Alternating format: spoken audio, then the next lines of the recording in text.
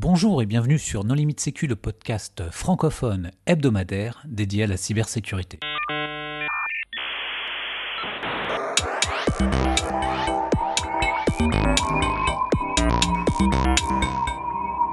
Alors aujourd'hui, nous allons parler d'espionnage et de recherche de compromission sur les plateformes mobiles avec David Wynn. Bonjour David. Bonjour. Et Guillaume Lopez. Bonjour Guillaume. Bonjour. Pour discuter avec eux, les contributeurs Non Limite Sécu sont Nicolas Ruff. Bonjour. Vladimir Collat. Bonjour. Christophe Renard. Bonjour. Et Hervé Schauer. Bonjour. Alors Guillaume, en premier lieu, est-ce que tu voudrais bien te présenter ? Très bien.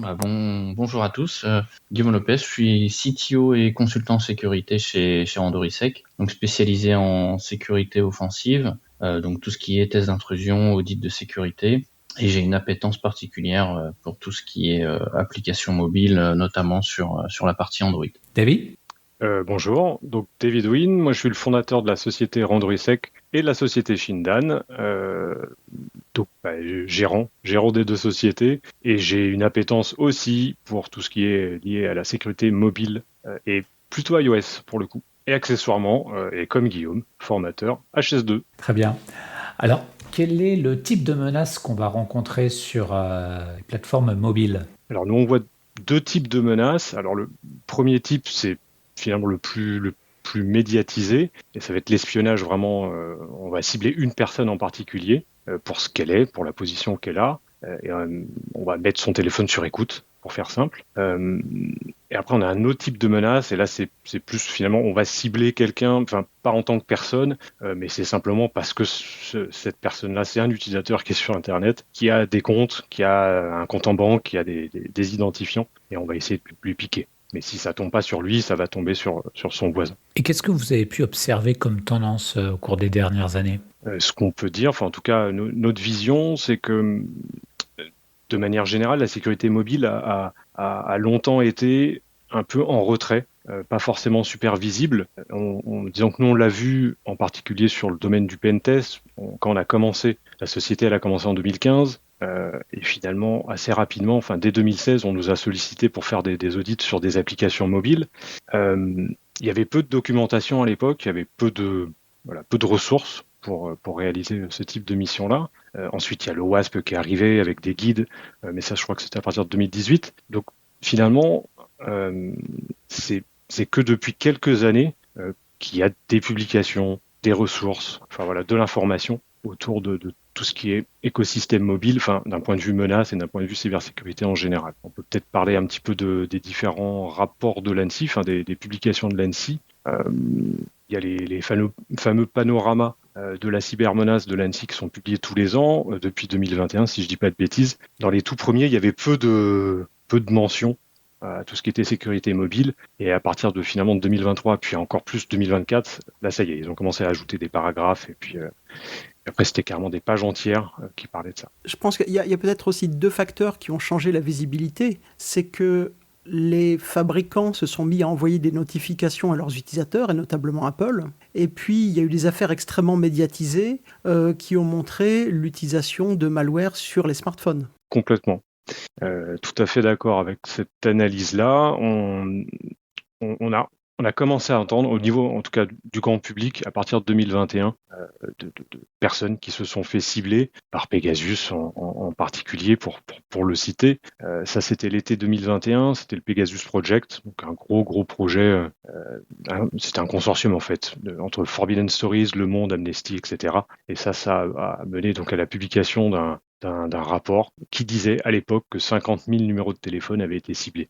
Et quand on parle de Pegasus, on parle de quoi ? Qu'est-ce que c'est Pegasus ? Alors, c'est un spyware édité par une société israélienne, NSO.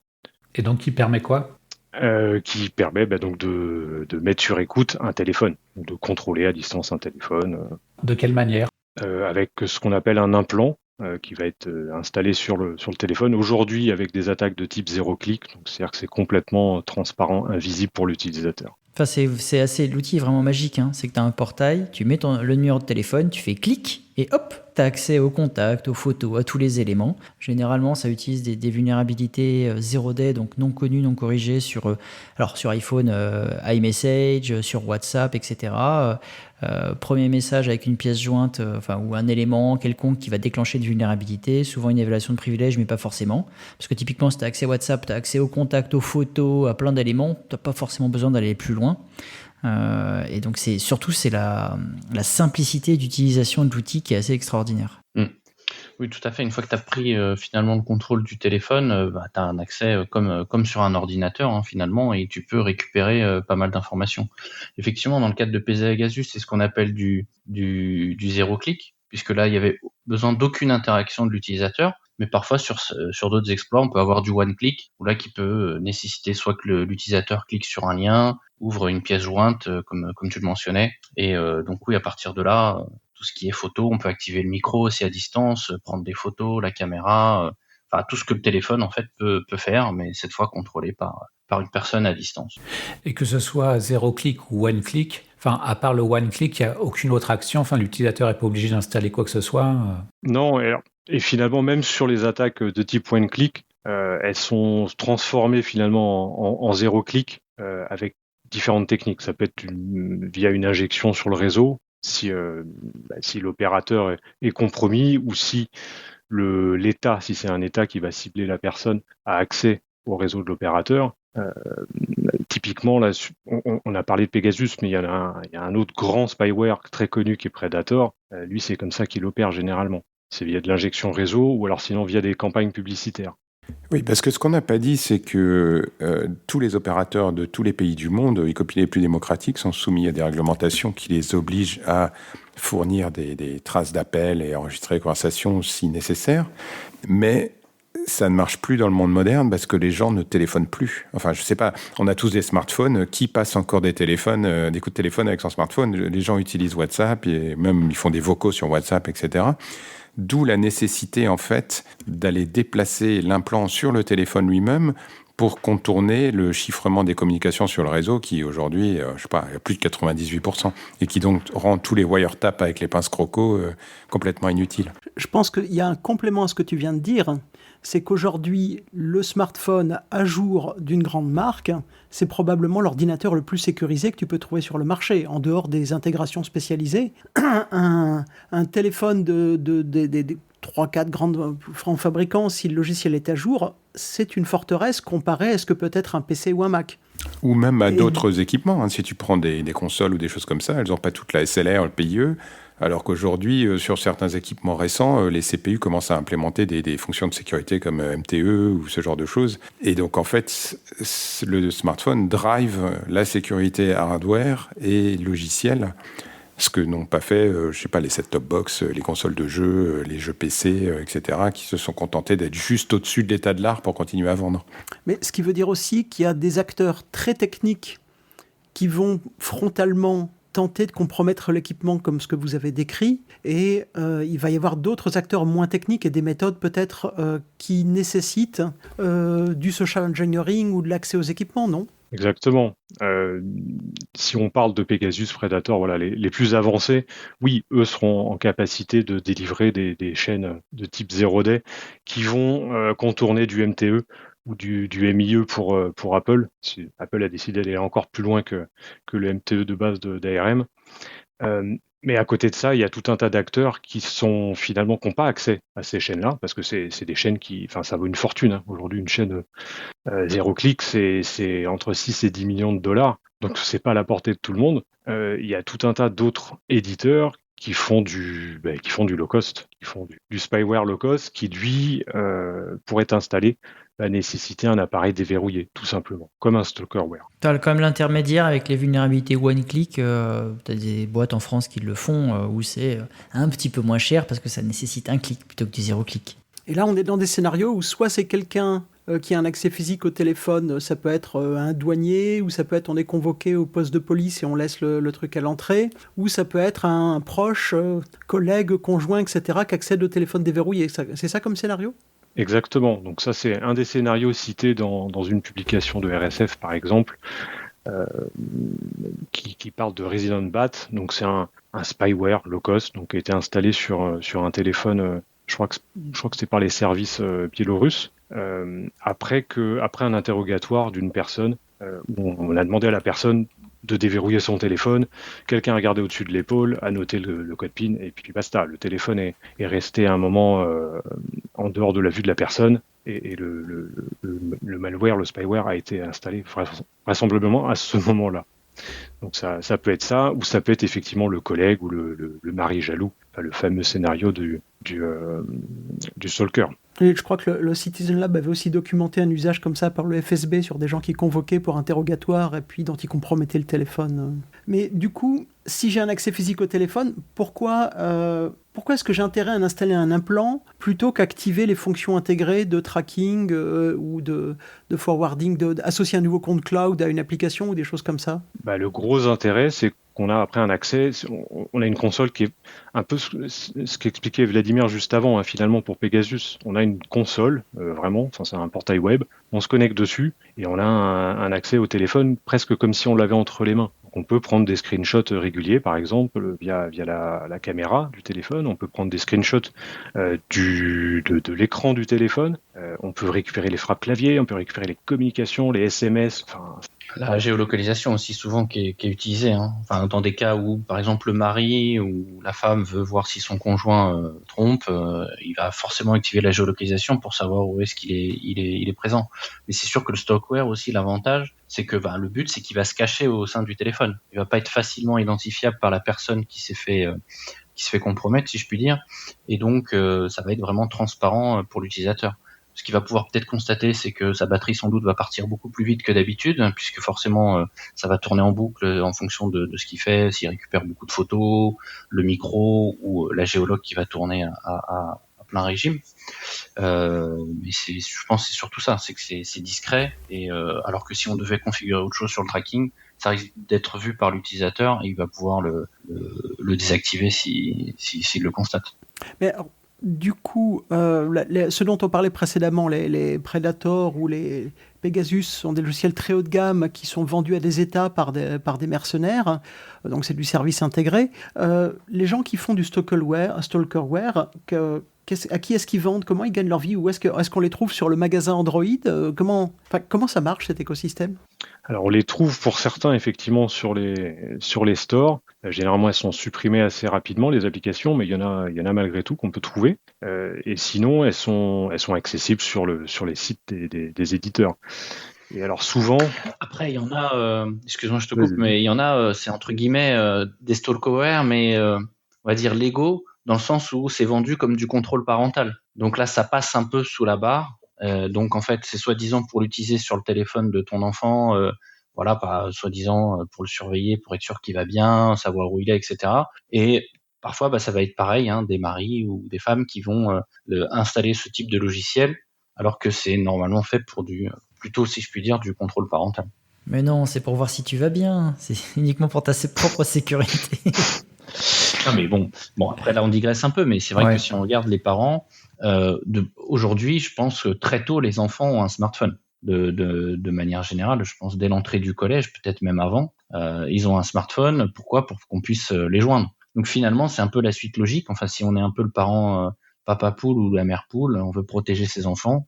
Il y en a, ils vont plus loin. Hop, ils s'installent carrément du contrôle parental. Au début, ça peut être juste pour limiter Internet. Je suis un ado qui écoute nos limites sécu et je veux voir si mes parents ils ont mis quelque chose comme ça sur mon téléphone. Je fais comment? Il y a différentes façons, oui. Après, soit tu peux utiliser des outils commerciaux pour voir si tu as ce type de logiciel. Ah oui, là tu considères que l'ado il a aussi la carte bancaire des parents là? Maintenant, quel ado n'a pas, à partir de quel âge on a une carte bancaire avec un minimum? Mais sinon, non, on peut parler des outils commerciaux après, mais au début, oui, tu peux juste regarder au niveau. Tu as des choses très simples, c'est voir déjà les applications qui sont installées. Souvent, même si c'est masqué, tu vas avoir une application que tu n'as pas forcément installée par toi-même, donc ça peut être le premier indice. J'avais évoqué la batterie. Ça aussi, la batterie, souvent, c'est un des premiers indicateurs. Ma batterie part très, très, très rapidement, ou des comportements un peu un peu étrange, donc ça va être divers et varié en fonction des stocks. Ouais. Quand tu dis vérifier les applications, alors il faut pas juste regarder les applications sur l'écran d'accueil du téléphone. Il faut vraiment aller Oui, bien sûr. dans les réglages, dans la partie application qui va en fait dans les paramètres du téléphone. Et là, on va avoir la liste des applications qui sont installées véritablement sur le téléphone, parce qu'il y a des applications comme l'a dit Guillaume, qui se cachent. Donc on va pas forcément les voir, on verra pas d'icône sur l'écran d'accueil du téléphone. Par contre, si on va dans les Le réglages, problème, c'est effectivement, tu regardes les permissions. Là, si tu vois une application, par exemple, que tu n'as pas installée et qui a énormément de permissions, accès au micro, accès au contact, accès à la géoloc, accès à l'espace de stockage externe, etc.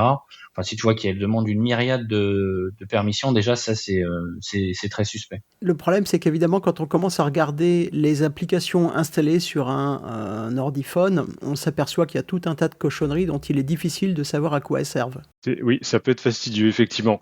Souvent, on voit que les applications de ce type-là, elles vont s'appeler en plus avec des noms genre Update Services, Update Service, pardon, ou des noms vraiment qui peuvent paraître anodins, en tout cas pour quelqu'un qui connaît pas bien. Donc il y a d'autres choses à vérifier là. Il y a les permissions. Si on a une application qui s'appelle Update Service qui a tous les droits, comme disait Guillaume là, c'est suspect.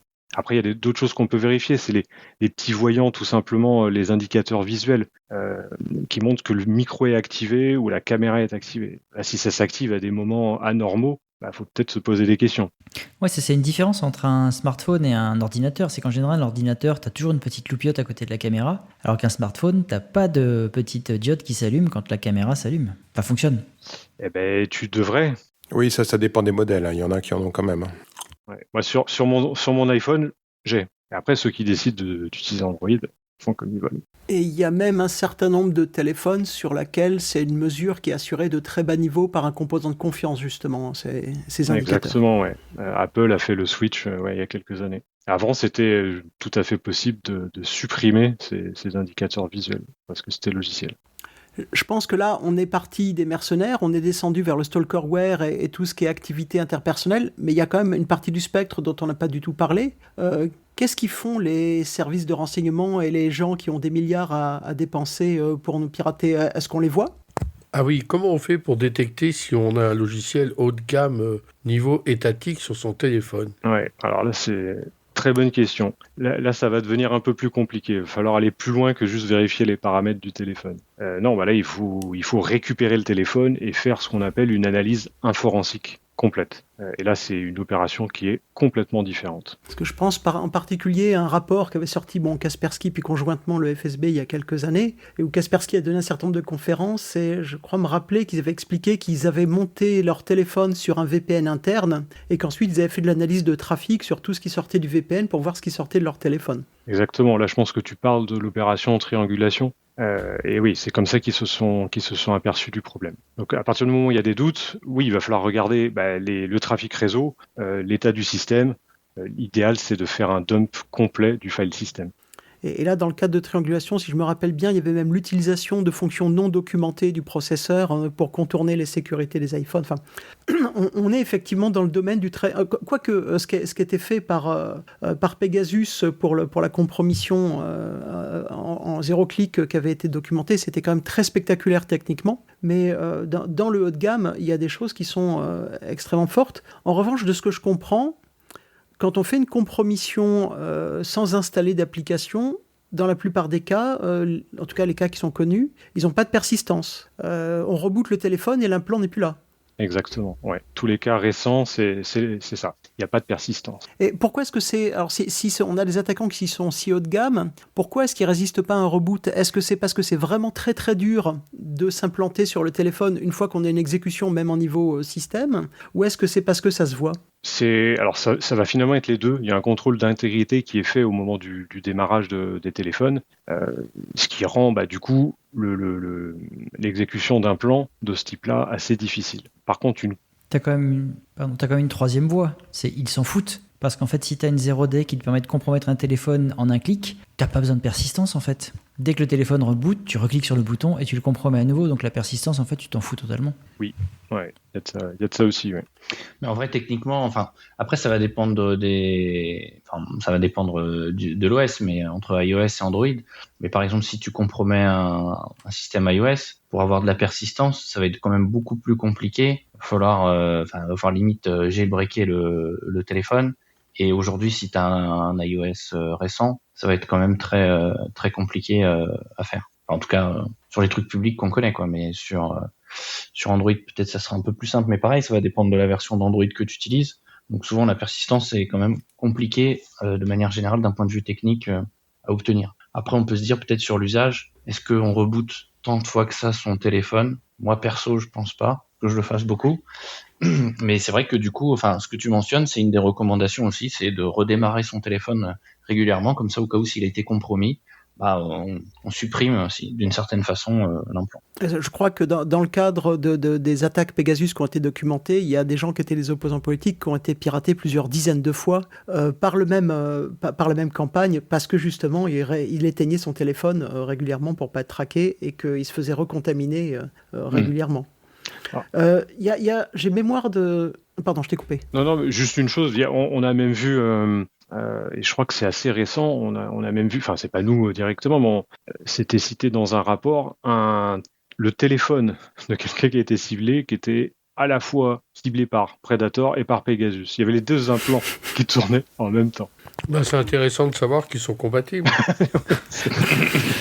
Mais du coup, comment tu fais pour déterminer que les deux tournent à l'instant T sur le téléphone, en dehors des accès réseau dont tu parlais tout à l'heure, en dehors d'analyser le réseau? Alors ça, là j'avoue que ce cas-là, nous on l'a jamais rencontré. Tu le fais a posteriori sur les traces forensiques. Tu trouves des marqueurs des deux implants ou des deux chaînes de compromission. Moi, ce que je suis étonné, c'est quand vous dites qu'on réamorce pas souvent son téléphone. Enfin, moi, je le fais tout le temps parce qu'il y a tout le temps des mises à jour et à chaque mise à jour, tu réamorces ton téléphone. Ça dépend de quelle fréquence de tout le temps, mais effectivement, typiquement, je crois que c'est Citizen Lab qui recommande de rebooter son téléphone tous les jours. Oui, alors, pas tous les jours. C'est quel Nokia que tu as mais non, c'est avec iPhone. Attends, entre 26.01, 26.02, 26.1, 26.2. Je veux dire, toutes les semaines, il y a une nouvelle version. Ah, mais c'est bizarre, Hervé, là. Je pense que ton téléphone, il est compromis. Il va falloir faire une analyse dessus pour faire une levée de doute sur ton téléphone. Hein. Alors, il y a un point d'attention. Il y a aussi des implants qui sont capables de te faire croire que le téléphone reboot quand il reboot pas. Et la seule façon vraiment garantie, c'est de l'éteindre et de le redémarrer après avec l'interrupteur. Il y a un autre truc que j'ai vu il y a quelque temps, c'était une conférence de Google Project Zero, ça devait être Nathalie Silvanovic de mémoire, qui parlait des attaques sur le modem, sur le processeur bande de base, donc celui qui se charge de la communication avec le réseau télécom, et qui étaient des failles qu'ils ont fait corriger dans ce qui était utilisé dans les pixels, qui montraient que là, il y a une surface d'attaque aussi qui est assez vulnérable parce que c'est du code ancien, qui doit faire l'objet d'homologation avec les opérateurs télécoms. Mais moi, je ne connais pas d'attaque publique qui l'ait exploité. Je ne sais pas si vous en connaissez. Il me semble que ça a été évoqué dans un rapport qui parle de Predator. Ça devait être un des tout derniers, le To Catch Predator quelque chose. Ouais, il parle d'attaque baseband dedans. Parce que du coup, si je résume ce qu'on a dit depuis tout à l'heure, la façon dont on se fait compromettre, du plus bête au plus sophistiqué, enfin du plus bête, du plus facile au plus sophistiqué, c'est quelqu'un d'hostile a accès à mon téléphone et active une fonction, quelqu'un d'hostile accède à mon téléphone et installe quelque chose, quelqu'un m'envoie une forme de communication qui est traitée par une application qui va ensuite déclencher une exécution à distance, ou quelqu'un parle à mon système ou sous mon système et déclenche une exécution à distance. Est-ce qu'il y a d'autres moyens? Par exemple, on a beaucoup parlé des chargeurs USB, on a cette recommandation partout de ne pas connecter son téléphone n'importe où. Est-ce que ça, c'est une menace qu'on doit considérer? Complètement. Alors typiquement pour ceux qui voyagent beaucoup lors des passages à la douane, par exemple. Faire bien attention à éteindre son téléphone avant le passage à la douane. Et forcément, son téléphone, à un moment donné, on va plus l'avoir sous les yeux. Et à ce moment-là, on peut installer des choses sur le téléphone.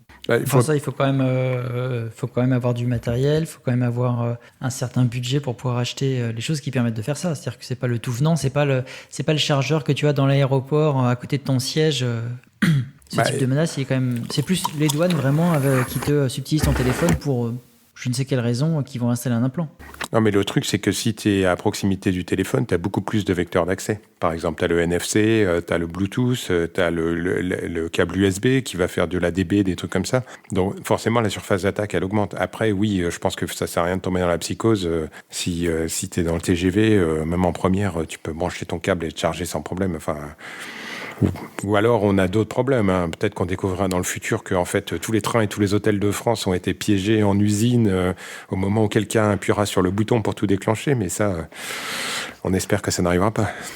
Non, mais pour l'USB, ça dépend. Si tu utilises juste un câble qui est sûr qu'il fait que du chargement et qui ne laisse pas passer de la data, normalement, tu ne devrais pas risquer grand-chose. Voilà. Mais après, oui, si tu le branches sur une mallette noire que tu vois comme ça... non, mais même dans le TGV, utiliser des préservatifs USB. Mais j'en connais en USB-C vers USB-C, parce que tous ceux que j'ai eu, moi, c'était du USB-A. Mais l'USB-C, tu es obligé d'avoir la négociation. Vu que tu peux négocier du 12 volts ou du je sais plus combien, du 24 volts sur le câble, tu es obligé d'avoir de la data en USB-C vers USB-C. Et justement, donc, faut activer les modes donc lockdown pour iOS ou protection avancée sur Android. Ça permet d'éviter ce genre de se protéger de ce type de menace-là. Parce qu'un téléphone qui est verrouillé avec lockdown activé, il n'y a pas de data qui passera par USB. Est-ce que justement tu peux te développer un peu, parce que je sais que les téléphones ont plusieurs modes dans lesquels il y a plus ou moins de secrets qu'on peut en dumper. C'est quoi les différents états et les différents niveaux de protection? Le premier état, le plus sécurisé, ça va être le téléphone éteint. Alors c'est ce qu'on appelle le BFU, c'est Before First Unlock. Là, on a accès à absolument rien du tout. Il y a le niveau AFU, After First Unlock. Donc là, le téléphone est démarré, on a unlocké une première fois le téléphone. Et là, il y a plus de possibilités déjà. Ça veut dire qu'en fait, quand il est avant le premier déverrouillage, il y a tout un tas de choses qui ne sont pas chargées en mémoire et qu'on ne peut pas le récupérer parce que c'est stocké, chiffré sur le disque, enfin sur la mémoire de masse. Exactement. Et surtout, le chiffrement dépend du pattern de verrouillage ou du code PIN ou du mot de passe que tu utilises pour déverrouiller le téléphone. Alors évidemment, ce qu'on n'a pas dit, c'est mettez un écran de verrouillage sur votre téléphone. Je ne sais même pas si c'est possible aujourd'hui de ne pas en mettre, mais s'il suffit de swiper pour débloquer votre téléphone, de toute façon, tout le reste ne s'applique pas. C'est un problème. L'histoire de déverrouillage, on l'a vu il n'y a pas très longtemps. Alors, c'est pas sur un téléphone, mais c'est une pratique courante. C'est aux États-Unis où on ne peut pas te demander ton code. Par contre, on peut te demander ta biométrie. Et du coup, la journaliste du Washington Post qui s'est fait saisir son équipement s'est fait déverrouiller son poste parce qu'il y avait du déverrouillage par empreinte digitale. Et que ça, le FBI avait le droit de la forcer à le faire. Et donc, la biométrie est à mesurer face aux risques. Après, évidemment, dans un pays qui aura des formes de contraintes un peu plus violentes et des formes légales un peu moins restrictives, forcément, à un moment, c'est ce que XKCD avait documenté, c'est la Rubber Hose Cryptanalysis. Si j'ai une matraque assez grosse et assez proche de votre tête, vous allez me donner n'importe quel code et c'est votre intérêt. Et alors, si justement on a notre téléphone qui commence à avoir un comportement inquiétant, ou si quelqu'un commence à nous citer des informations qu'il n'est pas censé savoir quand on est sur un téléphone, quels sont les recours? Qu'est-ce qu'on peut commencer à faire? Parce qu'on a parlé tout à l'heure de regarder les applications, mais concrètement, si j'ai quelqu'un qui est techniquement compétent, je suis l'ami de quelqu'un qui est menacé comme ça, qu'est-ce que je peux commencer à faire? Déjà, ça dépend de ton employeur. C'est-à-dire que si tu es chez un employeur qui bénéficie d'un responsable sécurité des biens et des personnes, tu signales, lui, il signale, et tout de suite, ton téléphone va partir en investigation numérique auprès des professionnels qualifiés. Ouais, mais ça, c'est dans la théorie, en fait. Enfin, en pratique, avec les entreprises avec lesquelles on discute... En pratique, c'est déjà arrivé en vrai. C'est déjà arrivé. Mais quand tu dis à la personne qu'on va lui prendre son téléphone pendant X jours pour faire une analyse forensique... Ah ben oui. Non mais là, tu as aussi des gens qui ne sont pas conscients des... Oui, non, mais c'est moi qui dois avoir... Ça, c'est l'utilisateur qui n'a pas compris les enjeux. Oui, mais bon, souvent ceux qui sont ciblés, en tout cas, si on reste dans le domaine de l'entreprise, c'est plutôt des VIP ou des personnes qui sont à risque. Et eux, si tu leur prives de leur téléphone, en vrai, c'est très compliqué. Oui, mais donc, tu leur en fournis à nouveau. Ah oui, mais après, il faut et toutes les informations qu'il avait, toutes les applications qu'il avait. Puis tu crois qu'il va vouloir que tu vois ses trucs perso sur son téléphone. Donc souvent, oui, soit il va dire qu'il a finalement, j'ai dû me tromper. Ou alors, effectivement, on va réinstaller le téléphone, mais il n'y aura pas vraiment d'analyse. Sur les téléphones, c'est quand même assez rare où il faut vraiment avoir une très forte présomption qu'il y a quelque chose pour qu'on fasse une vraie si je puis dire, une vraie analyse forensique. Alors, quand les mecs reviennent de loin à Roissy, ils t'appellent pas? Si, ça nous arrive. Mais justement, comme disait Guillaume, c'est rare de faire des vraies analyses complètes forensiques. En fait, juste pour citer une anecdote, ça nous est arrivé pendant la phase d'acquisition, sous la première étape d'une analyse forensique. C'est quoi? C'est finalement récupérer toutes les informations qu'il y a sur le téléphone. Donc, c'est ce qu'on appelle l'acquisition. Et donc, on va copier, tout simplement. Sauf que copier des dizaines de gigas, ça peut prendre du temps. Donc, ça nous est arrivé sur une opération de lancer l'acquisition. Et au bout de 2 heures, le VIP revient et nous dit: non mais quoi, c'est pas fini? Tant pis, on arrête tout. Moi, je veux mon téléphone, j'ai un rendez-vous, je pars. Et voilà, fin de l'analyse, quoi. Donc, il aurait fallu peut-être attendre encore 1 heure ou 2. Voilà, on a tout interrompu. Mais pour faire l'acquisition, bon, je sais que sur Android, on peut arriver avec du logiciel libre, mais en général, il faut les trucs hors de prix, type XRI, Cellbrite, enfin, etc.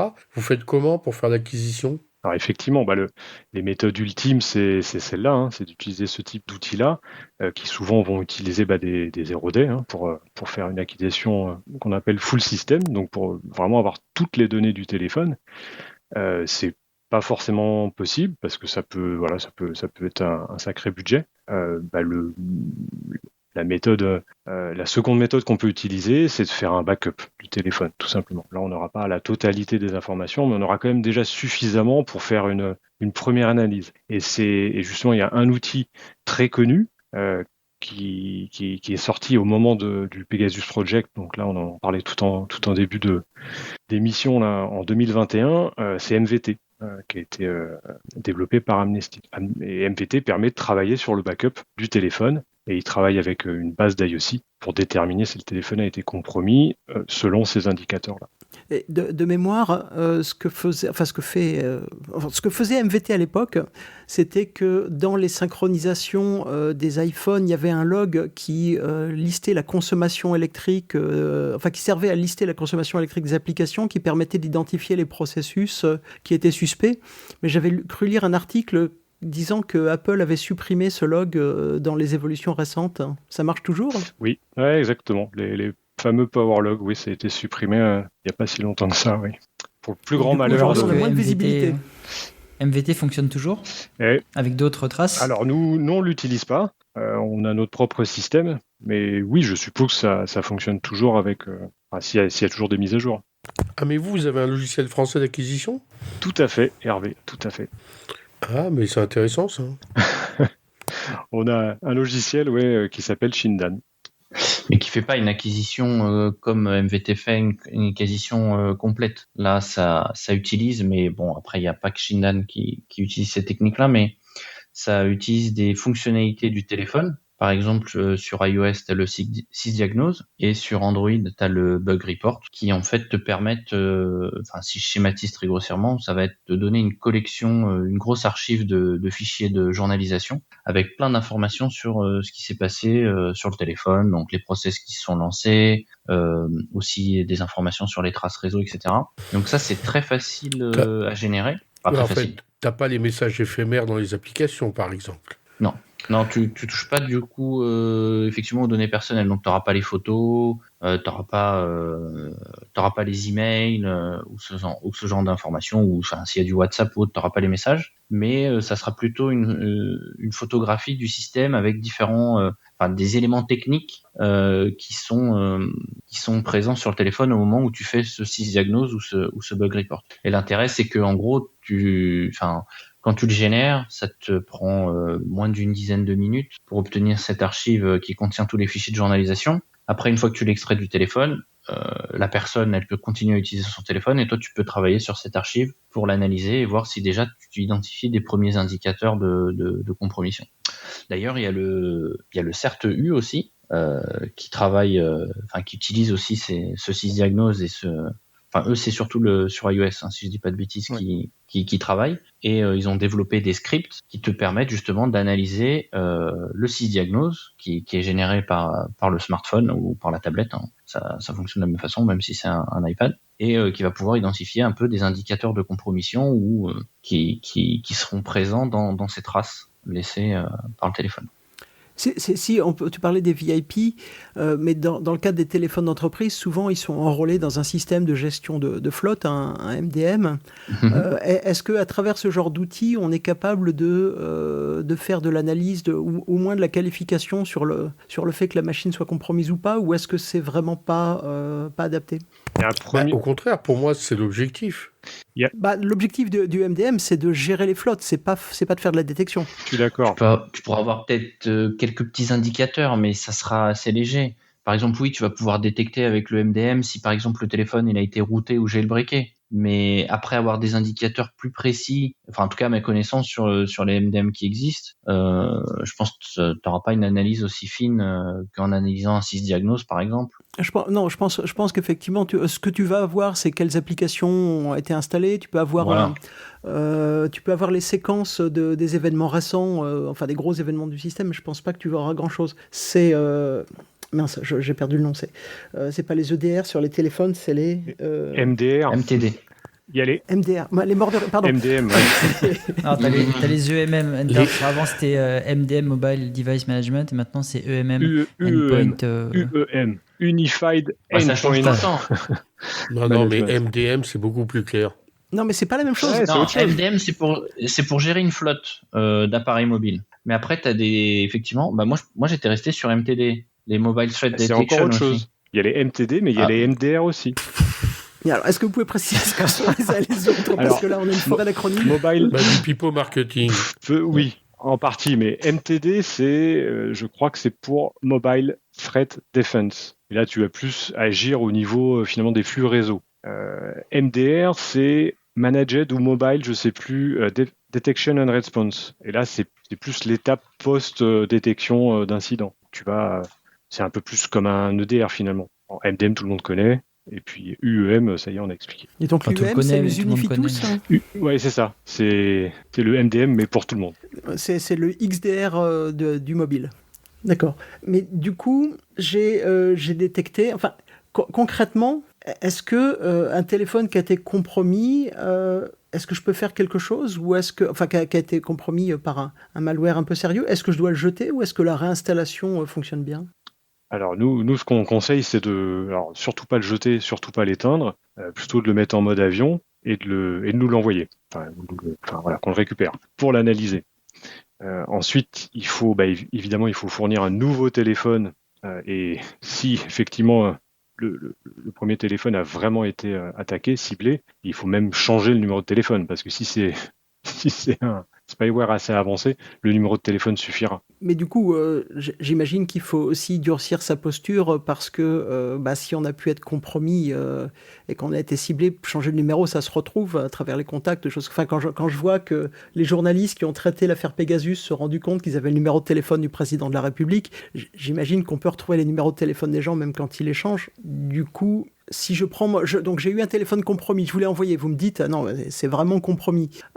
J'en prends un nouveau. Est-ce qu'il y a quelque part des recommandations et des configurations à faire pour se dire je vais réduire ma surface d'attaque et je vais rendre mon téléphone plus dur à compromettre, hein? Ou est-ce que c'est vraiment des pratiques de comment je vais l'utiliser? Ce qu'on va conseiller, nous, c'est d'activer les modes de protection avancés pour Android ou lockdown pour iOS. Ce que dit Apple, et l'ANSSI a l'air d'accord avec ça, c'est qu'il n'y a pas eu de cas de compromission sur des téléphones avec lockdown activé, en tout cas à ce jour. Parce que faire ça, ne pas faire ça, pardon, c'est pas suffisant. Changer de téléphone, c'est insuffisant, parce qu'en fait, si toi, Christophe, j'essaie de te pirater, tu changes de téléphone, ok, mais j'ai téléchargé tous tes contacts, donc j'ai plutôt tapé par rebond chez tes contacts pour voir quand est-ce que ton nouveau numéro apparaît, et après je récupère ton numéro et je te recompromets. Oui, en fait, une fois que tu as compromis quelqu'un à travers le smartphone, tu as accès à toute sa communauté et tu vas repivoter à travers sa communauté. Totalement.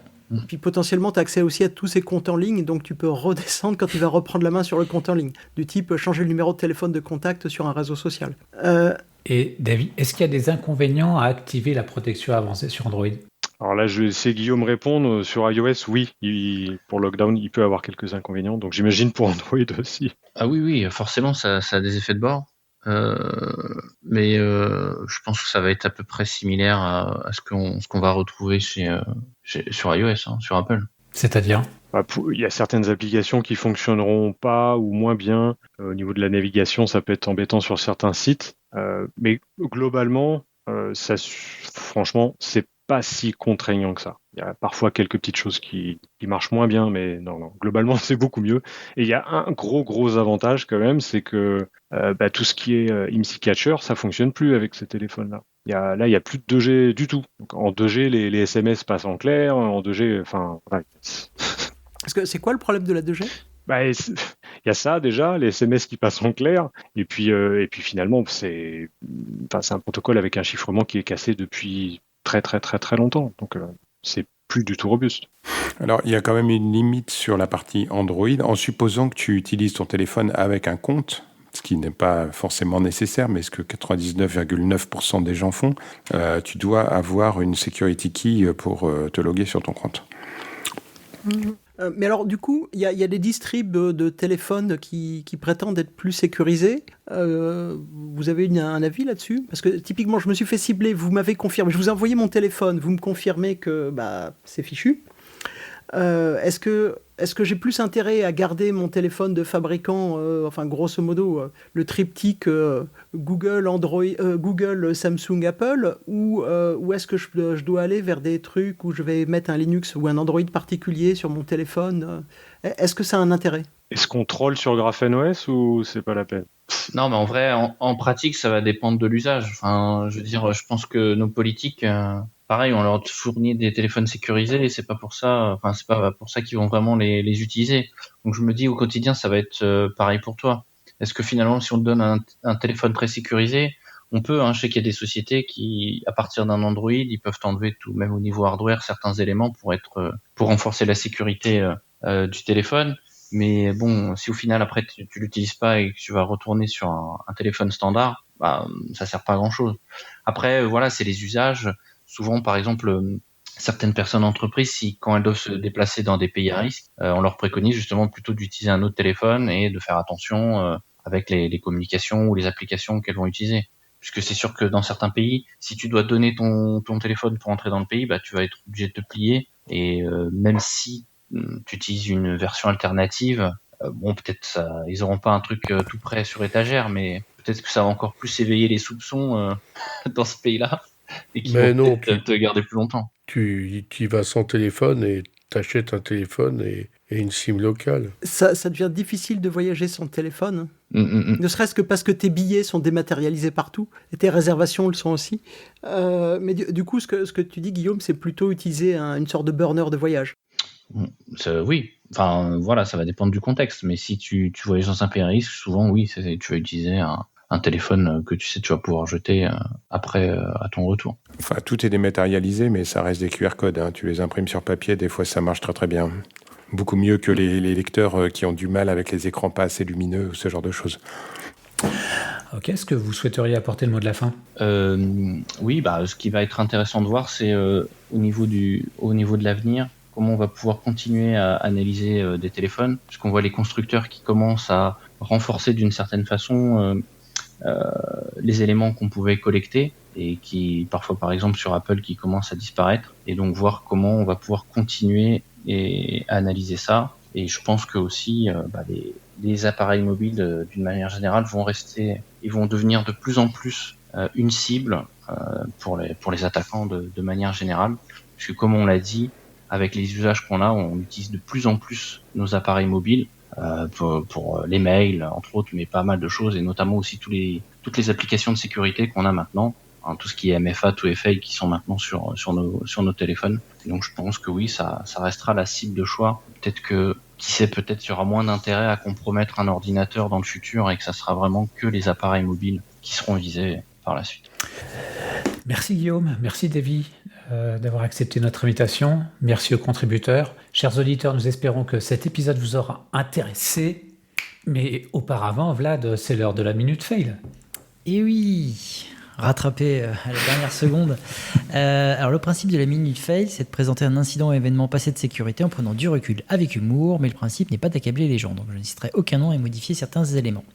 Je terminais une mission chez un client il y a quelques années, un grand groupe présent mondialement, et c'était au moment où le journal Le Monde avait sorti l'affaire sur Pegasus, et surtout avec la publication d'une liste de 50 000 numéros de téléphone. Enfin, la liste en toi n'a pas été publiée, mais le nombre oui. Alors j'ai jamais su comment mon client l'a su, mais il m'a dit que certains numéros de ses VIP étaient dans la liste. Et donc il a paniqué et il m'a demandé de faire une inforensique sur tous les smartphones de ses VIP à travers le monde sans bouger de Paris. Mission acceptée. Bêtement j'ai accepté. Et donc tous les mobiles étaient des iPhones, ça simplifie un peu. Donc j'ai tenté justement d'utiliser l'outil MVT, qui est l'outil d'Amnesty International, qui permet d'analyser, en fait, comme on l'a dit précédemment, un backup de téléphone pour trouver les traces d'infection. Sauf qu'à l'époque, ça fonctionnait surtout sous Linux, et mes clients étaient plutôt sous Mac, voire Windows, et l'outil ne fonctionnait pas vraiment là-dessus à cause d'une espèce de librairie d'allocation mémoire, et comme la plupart des VIP étaient sous Windows, c'était la galère. Donc j'ai quand même tenté d'installer à distance un hyperviseur pour faire tourner une VM Linux localement et accéder au disque Windows. Ça marche, on va dire, mais la procédure était ultra lourde, lente et complexe, surtout qu'en fait les VIP devaient réaliser des actions à minimal backup qui était très long, parce qu'en fait comme quand t'es VIP, enfin t'as plutôt un iPhone avec 250 GB de RAM, enfin de mémoire pardon, donc au final ma solution marchait pas très bien. Donc on l'a pas lancé, on a essayé de la lancer sur une personne, mais c'est surtout à ce moment-là le client a fini par me dire qu'il s'était trompé et que les listes des numéros, enfin des VIP n'étaient pas dans la liste. Donc voilà, double fail. T'aurais essayé. J'aurais essayé.